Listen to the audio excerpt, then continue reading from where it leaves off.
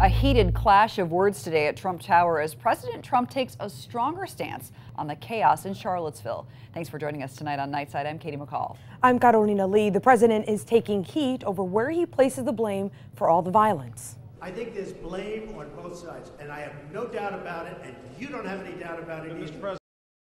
But beyond that, there was one phrase that really got our attention. It came as President Trump was reacting to a question about the alt-right influence in Charlottesville. What about the alt-left that came charging at the, as you say, the alt-right?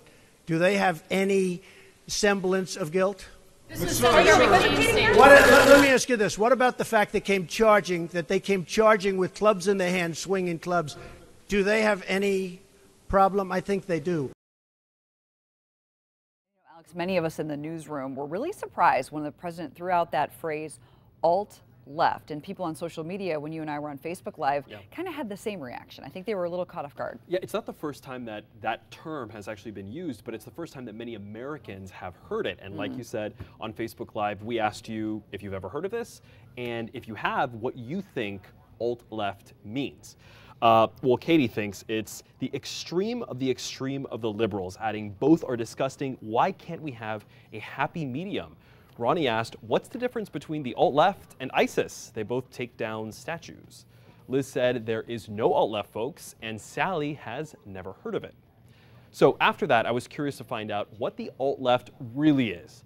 I went to the Washington Post, Politico, and Forbes just to name a few sites.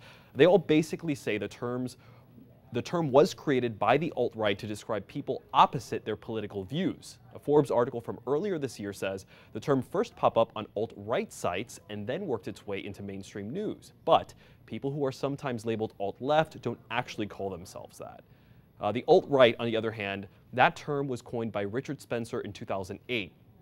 He heads the National Policy Institute, a white nationalist think tank. It describes a loose set of far-right ideals centered on white identity and the preservation of Western civilization, according to the Southern Poverty Law Center. Spencer has described it as a big tent ideology. Remember, we've been telling you Richard Spencer is scheduled to speak at the University of Florida next month. Now, after what happened in Charlottesville, the university president sent a letter saying Spencer's talk is not affiliated with the university or any student groups.